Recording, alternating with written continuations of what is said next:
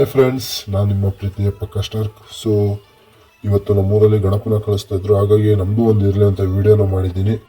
ಬನ್ನಿ ಆಗಿದ್ರೆ ಗಣಪತಿನ ನೋಡೋಣ. ಹುಡುಗರೆಲ್ಲ ಯಾವ ಥರ ಕುಣಿತಿದ್ದಾರೆ ಅಂತ ನಾವು ನೋಡೋಣ. ಹುಡುಗರೆಲ್ಲ ಡಿ ಜೆ ಮುಂದೆ ಫುಲ್ ಗಿಚ್ಚೆ ಕುಣಿತಾ ಇದ್ರು. ನೆಕ್ಸ್ಟ್ ಡಿ ಜೆ ಸೌಂಡಿಗೋಸ್ಕರ ಎಂತೆಂಥ ಸ್ಟೆಪ್ಗಳು ಹಾಕಿದ್ರೆ ಸ್ವಲ್ಪ ಸೌಂಡ್.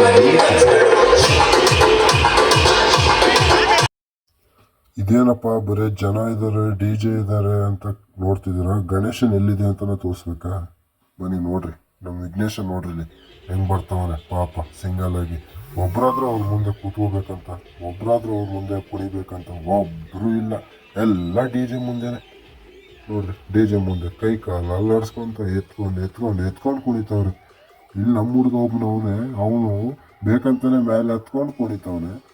ಇತ್ಲಾಗ ಒಬ್ಬ ಎಳ್ದಾಡ್ತವನೆ, ಗುದ್ದಾಡ್ತವನೆ, ಬಂಡ್ಗಳನ್ನ ಹಚ್ಕೊಂತವ್ರು. ಎಂತೆಂಥ ಜನ ಬಂದ್ರಪ್ಪ ಗಣಪತಿ ಮುಂದೆ. ಕುಣಿಯವ್ರು ಯಾರು ಇಲ್ಲ, ಎಲ್ಲ ಡಿ ಜೆ ಮುಂದೆನೇ ಕುಣಿಯವರು. ನೆಕ್ಸ್ಟು ಇದು ಕುಣಿತಾ ಆದಮೇಲೆ ಇವರು ಗಣಪನ ಕಳ್ಸಕ್ಕೆ ಬಂದವರು ಏನು ಡಿ ಜೆ ಕಳ್ಸಕ್ಕೆ ಬಂದವರು ಒಂದು ಅರ್ಥ ಆಗ್ತಾರೆ. ಅಲ್ಲಿ ನೋಡಿದ್ರೆ ಗಣಪ ಒಬ್ಬನೇ, ಇಲ್ಲಿ ನೋಡಿದ್ರೆ ಹಾಗಾದ್ರೆ ಬಂದು ಕ್ಲೈಮ್ಯಾಕ್ಸ್ ಯಾವ ಥರ ಇತ್ತು ಅಂತ ನೋಡೋಣ. ಗಣೇಶನ ಹಬ್ಬದ್ದು ಸ್ವಲ್ಪ ನೋಡಿ ನೀವು ಯಾವ ಥರ ಇದೆ ಅಂತ.